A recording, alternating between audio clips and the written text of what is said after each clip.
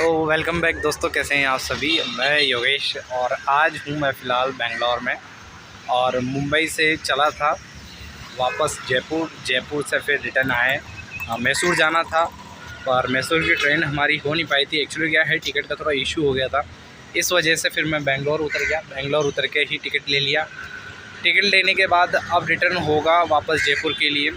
और आज दिन भर फ्री थे तो मैंने सोचा मैंने थोड़ा घूम लेते हैं। और घूमने लायक काफ़ी बढ़िया जगह है यहाँ पे। और अच्छी बात यह है कि यहाँ मेट्रो से बहुत कुछ आप देख सकते हैं और बहुत कम कॉस्ट में देख सकते हैं। तो फ़िलहाल मैं हूँ विधानसभा भवन, जो एक महल से कम नहीं है भाई, बहुत गज़ब है, बहुत शानदार है। और ये मेरे पीछे है कर्नाटका जो हाई कोर्ट है ना, हाँ कर्नाटका हाई कोर्ट है, ये सामने जस्ट सामने विधानसभा भवन के। अब मैं आपको विधानसभा भवन बता देता हूँ। ये है विधानसभा भवन कर्नाटक का भैया, किसी राजा महाराजा के महल से कम नहीं है ये। अब मैं थोड़ा इधर चल के दिखाता हूँ आपको, बहुत शानदार जगह है।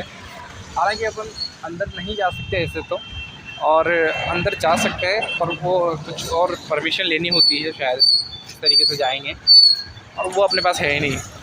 तो ऐसे ठीक है, बाहर से देख लेते, अंदर से देखने में क्या होगा, वैसे भी वही क्या नाम है, एमएलए एमपी होंगे और क्या होंगे। तो इसके बाद हम चलेंगे भैया म्यूज़ियम में। यहाँ पे एक म्यूज़ियम भी है पास में और एक्वेरियम भी है यहाँ पे बढ़िया। उसमें आपको ऐसा लगेगा जैसे समुद्र के नीचे आ गए, पानी के नीचे, कांच ही कांच में बढ़िया मछलियाँ ही मछलियाँ हैं जग के तरीके से। तो अब ये महल देखिए भैया, कितना शानदार है और कितना बड़ा विशाल है ये। ऐसे कि ये विधानसभा में विधान परिषद वगैरह दोनों साथ में ही है। और ये है बाबा साहब भीमराव अंबेडकर की मूर्ति। तो यह देखने में बहुत गजब है और शानदार है। और ये मेरे पीछे बेंगलुरु सिटी है पूरी। सामने से धूप आ रही है इसलिए कुछ खास दिख नहीं रहा, बाकी है बहुत झकास।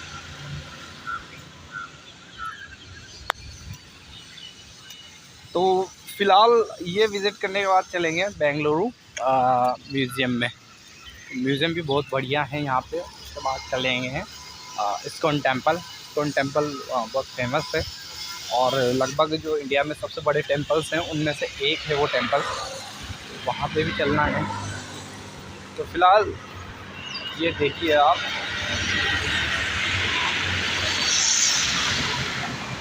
और ये कम से कम जो होगा 5-50 बीघा का मान के चलिए कि इतना बड़ा महल है। इसके अंदर इसमें 5-50 बीघा में क्या नाम है, गार्डन भी आ गया, सारा सब कुछ आ गया, पर है बहुत बड़ा। और ये बेंगलुरु सिटी का मेन रोड है। यहाँ पे भैया सब नेता लोग वगैरह आते हैं। तो चलिए देखते हैं। तो अभी मैं हूँ गुबन पार्क में बेंगलोर में, और इस पार्क में भैया खासियत ये है कि यहाँ पे कटेल के पेड़ बहुत ज़्यादा हैं, बड़े बड़े पेड़ हैं और बहुत शानदार जगह है भैया। और ऐसा लग रहा है कि यहाँ पे कटेल की खेती होती है जैसा। और अभी फ़िलहाल चलते हैं म्यूज़ियम की ओर। म्यूज़ियम ये इधर वाला रास्ता है और उसके बाद चलेंगे इस्कॉन टेम्पल। इस्कॉन टेम्पल भी काफ़ी फेमस बताया यहाँ पे भैया और बहुत शानदार जगह है, तो एक बार चलना तो बनता है। और पार्क इतना शानदार है भाई, कह नहीं सकते आप, और है भी बहुत बड़ा। इसमें भी बहुत सारी चीज़ें हैं देखने के लायक, जैसे एक्वेरियम है। एक्वेरियम होता है जैसे उसमें समुद्र के अंदर है ना, कांच वाँच लगा दीजिए और उसके अंदर आपको भेज दिया जाएगा, ऐसा समझिए। इसमें आपको मछलियाँ वगैरह सारी देखने को मिलेगी।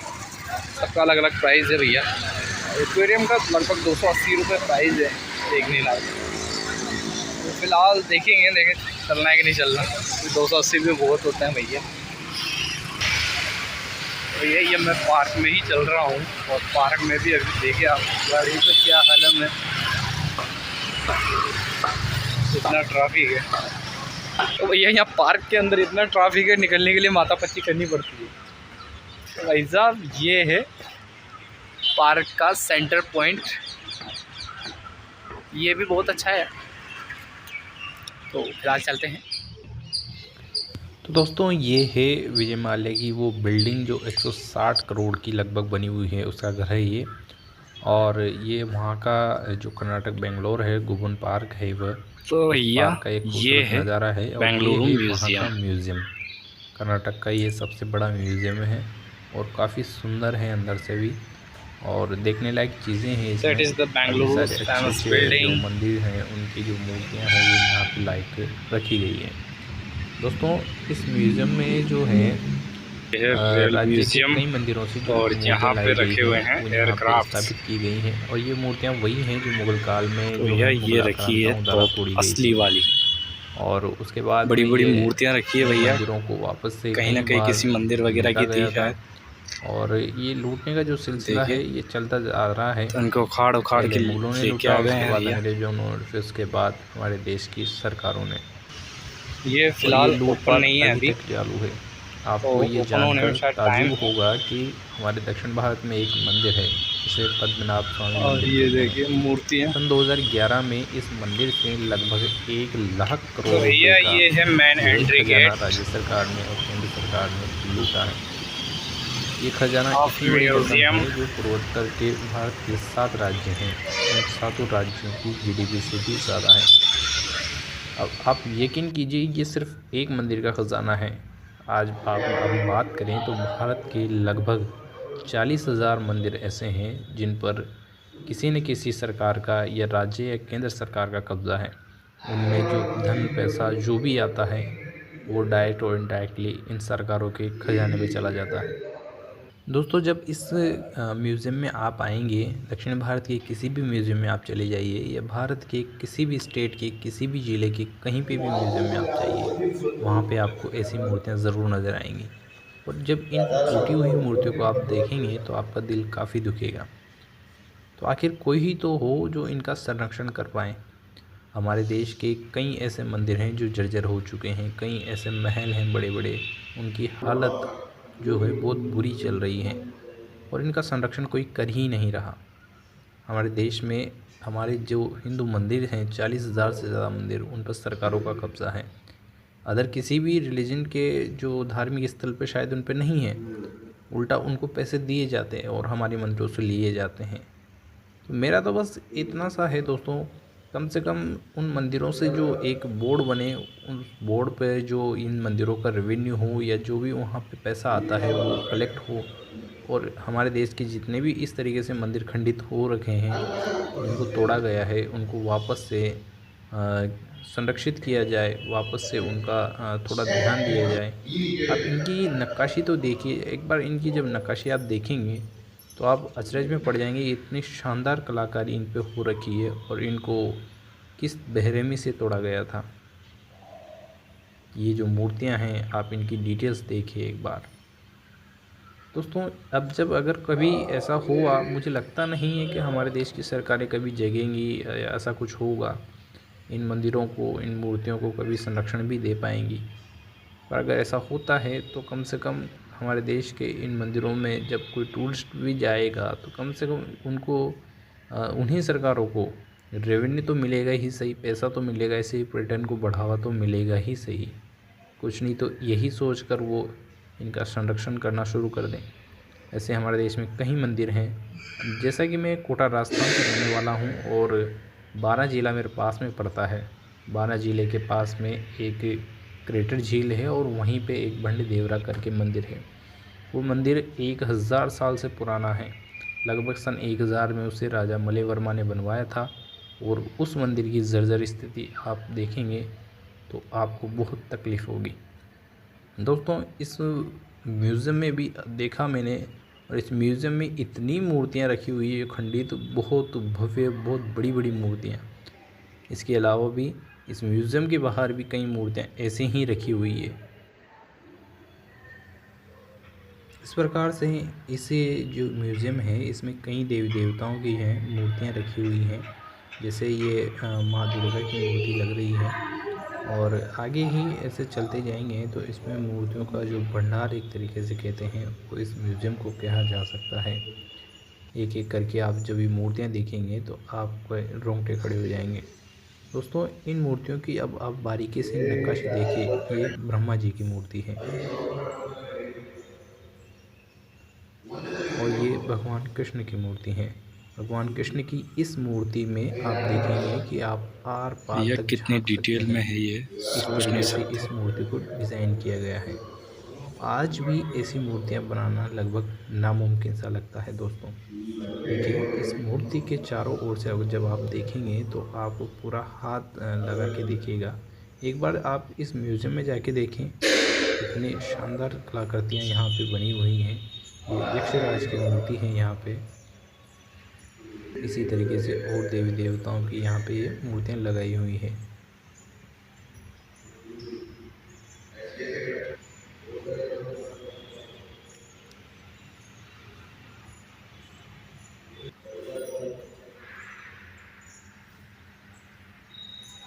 अब आप इस मूर्ति को देखिए, ये एक-एक पिलर में लगी हुई थी और ये जो मूर्तियाँ हैं ये दर्शा रही है जैसे कोई बारात वगैरह जाती है उसके लिए है।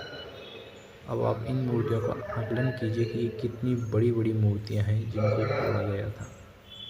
ये सब एक-एक खंभे पे जो मूर्तियाँ होती हैं वो मूर्तियाँ हैं, बड़े-बड़े पिलर्स के ऊपर में जो लगी रहती हैं, ये सारी वह मूर्तियाँ हैं। ये है भैया म्यूजियम का सेकंड पार्ट। तो ये और है पूरे म्यूज़ियम पार्क के में बाहर भैया का मूर्तियाँ नज़ारा। और म्यूज़ियम में कई इस तरीके से जो राजा महाराजाओं के हथियार वगैरह थे वो भी रखे हुए हैं। यहाँ पे ये कवच हैं और ये कुछ इस तरीके से हैं जो हथियार हैं वो रखे हुए हैं जो पुराने ज़माने में काम लिए जाते थे। कुछ यहाँ पे जो हैं प्रशस्तियाँ भी रखी हुई हैं, ताम्रपत्र भी रखा हुआ है। ये अष्टधातु का एक घंटा है यहाँ पे। और यहाँ पे जो खुदाई में जो अवशेष मिले होंगे वो यहाँ पे अभी यहाँ पे सँजो कर रखे गए हैं। ये एक पुरानी ज़माने की बहुत बड़ी ईंट है।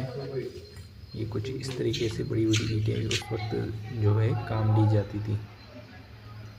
ये ये एक जो ऐसी तोप है ये भी लगभग अष्टधातुओं से बनी हुई तोप है और इसमें कुछ जो है गोल्ड भी मिला हुआ है, कुछ पीतल, इस तरीके से सारी चीज़ें इसको मिलाकर बनाई गई हैं। और ये हम आ गए हैं ऊपर वाले फ्लोर पे अभी। यहाँ पे म्यूजिक इंस्ट्रूमेंट ज़्यादा हैं, ताल तमूरे वगैरह वगैरह।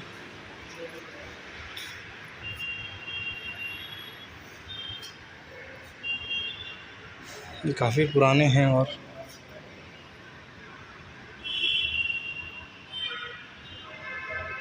यार ये पता नहीं किसी की खाल का है, सांप या अजगर की खाल का लग रहा है मुझे। ये भी है वही शहनाई जैसा है, बहुत बड़ा। राजा महाराज लोग आते होंगे तब ये यूज़ करते होंगे वो गेट पे स्वागत के लिए। पुराने से ढोल हैं ये।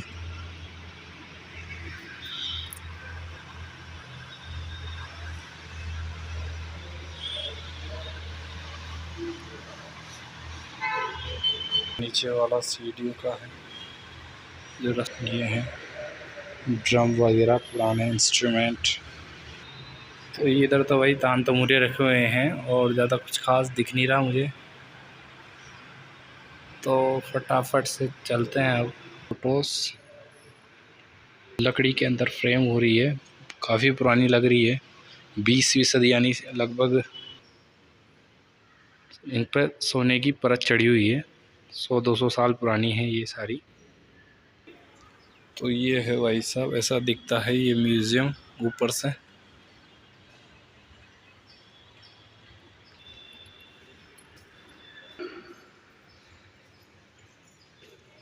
तो भैया ये है म्यूज़ियम का सेकंड पार्ट।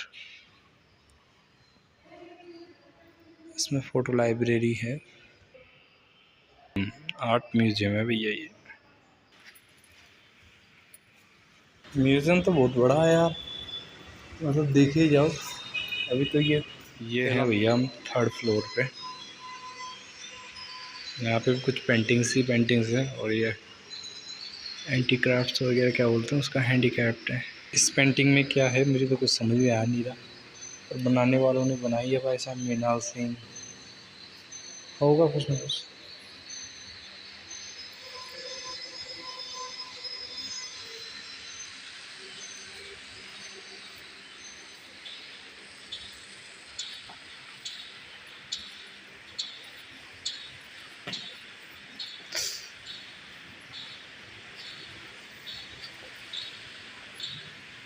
भैया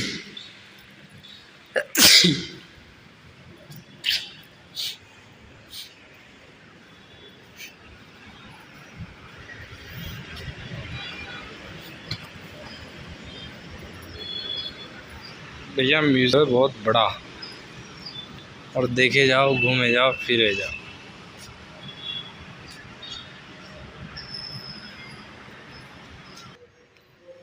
ये पता नहीं क्या चीज़ है।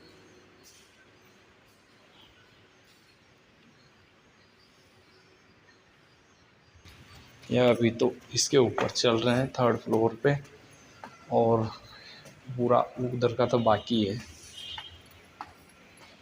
4 फ्लोर हैं भैया इसमें भी। ये है भैया 4th फ्लोर। आर्ट म्यूज़ियम है। इसमें म्यूजिक से लेकर आर्टिस्ट वगैरह की पेंटिंग वगैरह सारी चीज़ें हैं। पेंटिंग्स नहीं देखी है महंगी वाली, वो देख लें। 10 करोड़ की पेंटिंग। ये भी कुछ ऐसे ही है भैया। अब चलते हैं फटाफट से उस ओर, ज़्यादा समय है नहीं। तो पेंटिंग्स देख ली। ये शायद मोनालिसा है। तो भैया ये पार्क के अंदर बड़े बड़े शिलालेख रखे हुए हैं, और ये तो मूर्तियों का पार्क है इसे ये सामने।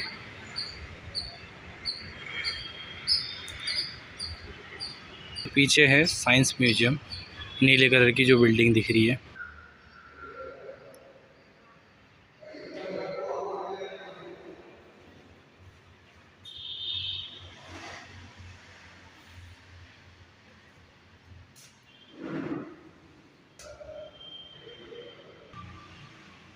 ये है भैया वामन अवतार।